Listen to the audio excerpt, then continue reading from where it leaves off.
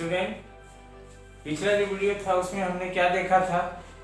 उसमें हमने alluvial soil यानी कि हम लोग पढ़ रहे हैं क्लासिफिकेशन, और क्लासिफिकेशन में हमने एलुवियल सॉइल के बारे में पढ़ा था कि वो कहाँ पाया जाता है और उसमें क्या कंटेंट होते हैं और उसका वो फर्टिलिटी कैसा होता है, कहाँ पाया जाता है, ये सारा चीज़ हमने पिछले वीडियो में डिस्कस कर लिया है। अब जो नेक्स्ट टॉपिक है आपका वो है ब्लैक सॉइल। ठीक है, तो ब्लैक सॉइल, इसको ब्लैक सॉइल क्यों कहते हैं?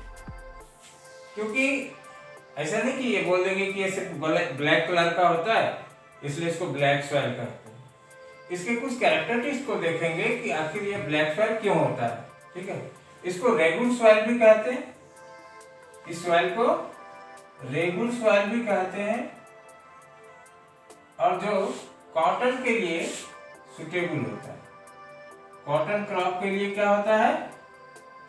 सुटेबल होता है। ठीक है, अब इसके ब्लैक सॉइल के फॉर्मेशन के बारे में जानते हैं कि किस तरह से ब्लैक सॉइल का फॉर्मेशन होता है। तो ब्लैक सॉइल के फॉर्मेशन में क्लाइमेटिक कंडीशन का बहुत बड़ा रोल होता है। जो क्लाइमेटिक कंडीशन होते हैं ना, मॉडरेट क्लाइमेट में ये ब्लैक सॉइल सर्वाइव करता है। ब्लैक सॉइल का जो जनरेट होने का जो कंडीशन है वो मॉडरेट क्लाइमेट होना चाहिए। एंड पेरेंट रॉक याद है ना, जो सॉइल प्रोफाइल में बताए थे कि पेरेंट रॉक जो नीचे वाला जो दो लेयर होते हैं वो पेरेंट रॉक बहुत रिस्पॉन्सिबल होता है सॉइल के कलर के रिगार्डिंग, और क्लाइमेटिक कंडीशन, ये दोनों रिस्पॉन्सिबल होते हैं सॉइल के टेक्सचर और कलर से रिलेटेड। क्योंकि जो ब्लैक सॉइल होते हैं तो इसमें, क्योंकि इसका निर्माण बेसाल्ट, जो इग्नियस और बेसाल्ट रॉक है ना, इससे हुआ होता है। बेसाल्ट का कलर ब्लैक होता है और ब्लैक होने के कारण, वो ब्लैक कंपोजिशन होने के कारण, बेसाल्ट जो पेरेंट रॉक होता है वो उसके ब्लैक कंपोजिशन होने के कारण इस सॉइल का भी कलर ब्लैक होता है। डेक्कन ट्रैप में ये कहाँ पाया जाता है? यह है डेक्कन ट्रैप, यानी कि जो ये प्लेटू वाला रीजन है, ये वाला रीजन डेक्कन ट्रैप, यहाँ पे ये ब्लैक सॉइल। और सौराष्ट्र, यहाँ पे गुजरात में है सौराष्ट्र, महाराष्ट्र, छत्तीसगढ़, मध्य प्रदेश, मालवा, एमपी, है ना। डेक्कन ट्रैप मेरा जो बेसाल्ट, डेक्कन ट्रैप पूरा बेसाल्ट का बना हुआ है। कहा जाता है कि यहाँ पहले वोल्केनिक इरप्शन हुआ था। वोल्केनिक इरप्शन के वजह से जो सॉइल है, जो वोल्केनो से जो मैग्मा निकला, मैग्मा जो बाहर आके लावा के ठंडा होने से ये जो बना है, लावा के ठंडा होने से बनता है ना वो इग्नियस रॉक एंड बेसाल्ट। तो उस बेसाल्ट के वजह से और इग्नियस रॉक के वजह से यहाँ पे ये मिट्टी पाया जाता है ब्लैक कलर का, और जो कॉटन के कल्टीवेशन के लिए बहुत ही सुटेबल होता है। इसमें मिनरल्स की मात्रा बहुत ज्यादा होती है। ठीक है, इसीलिए ये इधर एलुवियल सॉइल है, इधर बताया था ना, ये प्लेन वाला एरिया है, ये इधर एलुवियल सॉइल है, जलोढ़ मिट्टी जिसको कहते हैं। इस ट्रैप में ये भी ट्रैप जो है ऐसे दिख रहा है गुजरात में एक पट्टी जैसा, ये भी एलुवियल सॉइल का है। और ये इधर जो है ये सारा एलुवियल सॉइल का, ये यहाँ तक ऐसे है ना, ये इधर एलुवियल सॉइल। और ब्लैक सॉइल इस ट्रैप में, इस रीजन में पाया जाता है।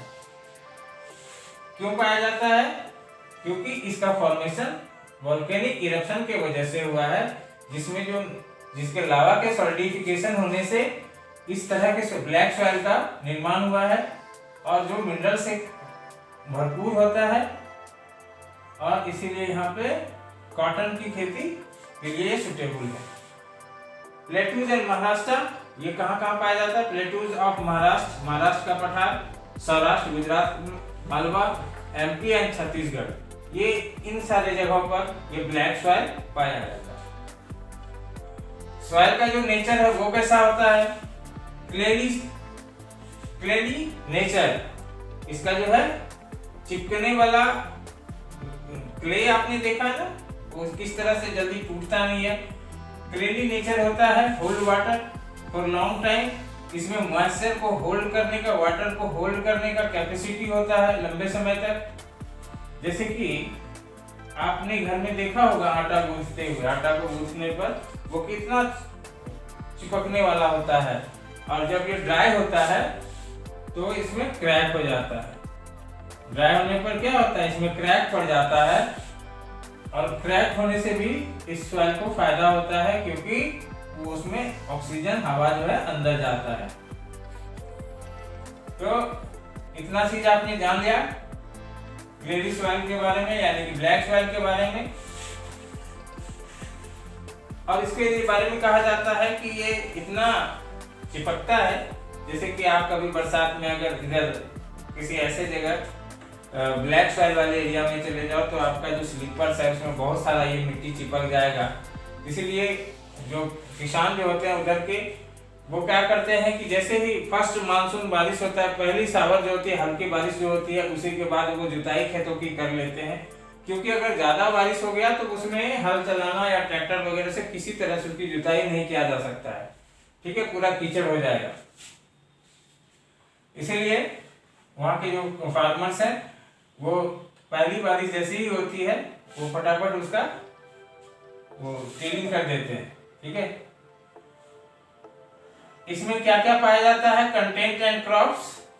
इसमें कैल्शियम कार्बोनेट, जिसको कि चूना जो होता है उसका केमिकल फार्मूला है, कैल्शियम कार्बोनेट, मैग्नीज, पोटास वगैरह पाए जाते हैं। जिससे क्या होता है कि यहाँ पे कॉटन के लिए ये बहुत ही सुटेबल है। स्टूडेंट यहाँ पे एक बात और समझना है कि कॉटन एंड शुगरकेन के लिए सुटेबल है। इसका मतलब ये बिल्कुल नहीं है कि यहाँ पे और किसी चीज की खेती नहीं होगी, गेहूं वगैरह खेती, चावल की खेती नहीं हो सकती, सारी चीजों की खेती हो सकती है, लेकिन बेस्ट सूटेड किसके लिए है, कॉटन एंड शुगरकेन के लिए, ठीक है। लोकेशन समझ गए मैप में। मैप में हमेशा लोकेशन को ध्यान रखना। जैसे कि आप 10th में जा गए, कभी पूछ दे कि जो कहाँ पे पाया जाता है ब्लैक सॉइल, तो सिर्फ ये नहीं कह देंगे कि साउथ इंडिया में पाया जाता है या इधर ईस्ट साइड या वेस्ट साइड, ऐसा नहीं बताना है। इसका एग्जैक्ट पोजीशन जो है वो दिमाग में रखना है कि कहाँ पे ये पाया जाता है और कौन सा सॉइल किधर किधर है। आपके बुक में मैप भी है, मैप को भी ध्यान से देखोगे तो वो सॉइल का जो पोजीशनिंग है उसको हमेशा ध्यान में रखना कि कहाँ कहाँ पे। अब जो नेक्स्ट टॉपिक है सॉइल में ही नेक्स्ट जो क्लासिफिकेशन है वो रेड एंड येलो सॉइल का है। रेड एंड येलो सॉइल जैसा कि नाम से ही पता चलता है लाल और पीली मिट्टी होती है ये, क्योंकि ये एक ही मिट्टी है जो अलग अलग कलर में दिखाई देता है। अगर ये ज्यादा सूखा रहा, ड्राइनेस अगर रहा इसमें ज्यादा तो ये रेड दिखाई देगा। अगर इसमें थोड़ा मॉइस्चर रहा, थोड़ा नमी रहा तो ये येलो दिखाई देता है।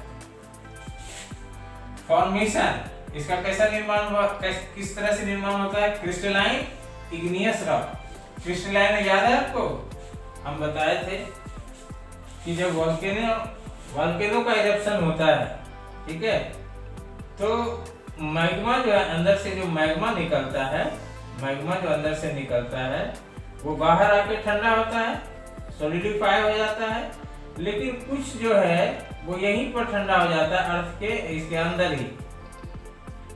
और यहाँ पे ठंडा होने पर क्या होता है कि इसमें क्रिस्टल बनता है, जैसे चीनी मिश्री का जो है ना पार्टिकल ग्रेन्यूल, उस तरह का बनता है। और इसी ग्रेन्यूल से, इसी क्रिस्टलिन इग्नियस रॉक से क्या बनता है, रेड एंड येलो सॉइल बनता है इन एरियाज ऑफ लो रेनफॉल। जहां कम वर्षा होती है वहां पे इस तरह के रॉक सॉइल का फॉर्मेशन होता है। ये कहाँ पाया जाता है, south eastern and eastern part of the country, यानी कि साउथ ईस्टर्न, ये साउथ है, साउथ का ईस्टर्न पार्ट यानी कि इस वाला रीजन में है ना, साउथ ईस्टर्न और ईस्टर्न रीजन, ये असम, ये मणिपुर, मिजोरम वगैरह जो है इस तरह से ये इस पार्ट में असम वगैरह में ये वाला मिट्टी पाया जाता है, ठीक है, इधर इस side. Red and yellow soil समझ गए फॉर्मेशन कैसे होता है, क्रिस्टलाइन इग्नियस रॉक से in areas of low rainfall, location है south east eastern and eastern part of our country. इसका कलर होता है रेडिश एंड येलो कलर। और इसमें क्रॉप कंटेंट क्या होता है, crop igneous rock with iron, जहां पे आयरन की मात्रा, मिनरल्स की मात्रा जहां ज्यादा होती है, आयरन जो मिनरल्स है, आयरन और जिस मिट्टी में ज्यादा होता है उसका कलर इसे रेड एंड येलो दिखाई देता है। और इसमें जो फसल लगते हैं स्टूडेंट वो है टी, कॉफी और रबर। ये प्लांटेशन टाइप का खेती यहाँ पे होता है। प्लांटेशन वाला एरिया जहाँ भी होगा ना तो वहाँ पे कम वर्षा चाहिए होता है, ज्यादा वर्षा से जो प्लांटेशन के जो रूट हैं, प्लांट के जो रूट हैं वो सड़ जाते हैं। तो ये अक्सर हिली रीजन में इस तरह का मिट्टी पाया जाता है और ये प्लांटेशन फार्मिंग के लिए सुटेबल होता है। स्टूडेंट आप ये दोनों सॉइल के बारे में आपको जानकारी हो गई। इसके साथ ही मान लीजिए कि किसी तरह से भी अगर क्वेश्चन आता है कि बेस्ट ये क्यों होता है, ब्लैक सॉइल कॉटन के लिए बेस्ट क्यों होता है, या प्लांटेशन फार्मिंग के लिए कौन सा सॉइल अच्छा होता है, तो बहुत तरह के क्वेश्चन घुमा फिरा के से पूछे जा सकते हैं। लेकिन आप इतना चीज अगर दिमाग में रखोगे तो आपका क्वेश्चन नहीं छूटेगा, ठीक है। अब जो अगला टॉपिक है, अगला जो वीडियो है उसमें हम लोग क्या पढ़ेंगे, उसमें लैटराइट सॉइल के बारे में पढ़ेंगे और बाकी जो एरिडी सॉइल है उसके बारे में, और कोशिश करेंगे कि एक वीडियो में वो खत्म हो जाए, क्योंकि कंजर्वेशन ऑफ सॉइल भी पढ़ना है, सॉइल को बचाना क्यों जरूरी है। तो ठीक है, तो ये सारा चीज हम अगले वीडियो में डिस्कस करेंगे। और आज के लिए इतना ही। आप इसे ध्यान से देखना, बुक को साथ में रखना, और अगर कोई क्वेश्चन हो मन में तो जरूर पूछना, ठीक है student. Bye, thank you, have a nice day.